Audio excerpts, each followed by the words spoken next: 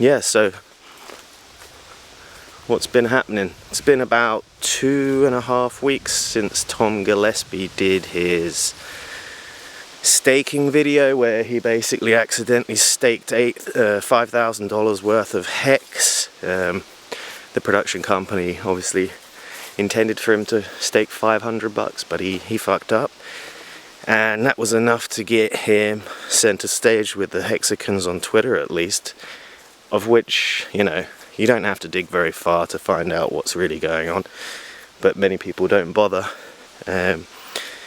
Although the majority have been extremely positive towards the project. What has been one of the more curious aspects of this so far is the launch of another documentary, a competing documentary.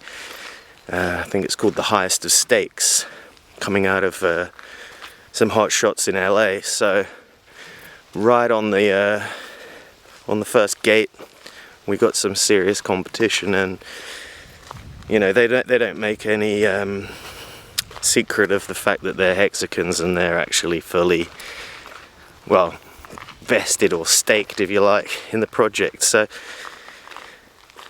Tom Gillespie's documentary is obviously,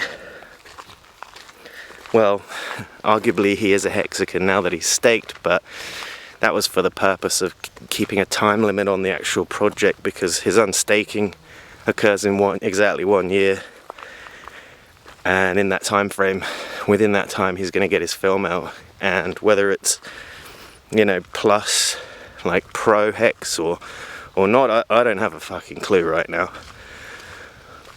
What I can say is that there is a hell of a lot of believers out there, and there is a hell of a lot of money wrapped up in this project.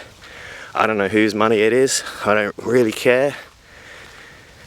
Now, Tom, obviously, his motivation is a little bit different.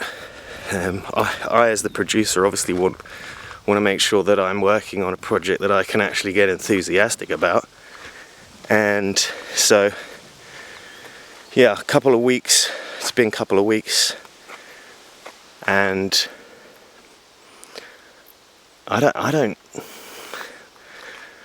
think I care if it's a scam or not. That's not the story, and it was the same for the fake influencer as well. The story is actually more about decentralization in the industry, and how so many projects, you know, talk about being decentralized, etc., and all this sort of freedom fighting jargon, when we all know most of the projects are not decentralized at all, and that's because they usually have this infamous rug pulling entity or entities, of which Hex gets ridiculed about a hell of a lot. There was also a lawsuit filed against CoinMarketCap, owned by Binance, from the Hexican community, in regards that they are not ranking their token properly. So that only adds to the drama. A competing documentary, a lawsuit, hundreds of Hexicans to interview. It's a pretty good start to the project. So the thing that is keeping me up at night is the fact that I don't know what this film's gonna end up like. It's not like the fake influencer. I scripted that and I had a good idea of where Tom would end up. This one is totally mixed reality, with Tom only being the, you know, the fake thing in it. Everything else that's real people. Obviously, Tom interviewed with Richard back in 2020. You can see that interview up online. So I have been talking with Richard on Telegram off and on over the last year, and you know, he had plenty of time to think about this, so it does make me wonder about the timing of the other competing documentary being launched. Are they on the back foot?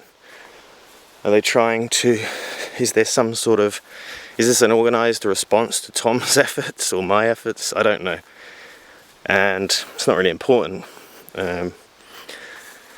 It's documentary, baby, so essentially it's like I said to the guy on YouTube, as soon as you pick the camera up and point it at something, you've interfered.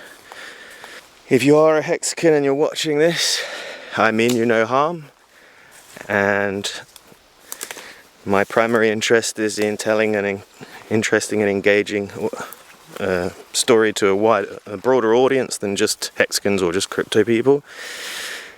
And I also want to bring up or hang out the dirty laundry of the crypto industry for misuse of the term decentralization, when more often than not there isn't any. Big thanks to all of you guys that have donated and bought the pre-production and $15 pre-order of the film. Very, very, very grateful for you to doing that. That's awesome. And also big thanks to those of you who've reached out and offered to volunteer and play a part in this production, because without humans we don't, there's no production.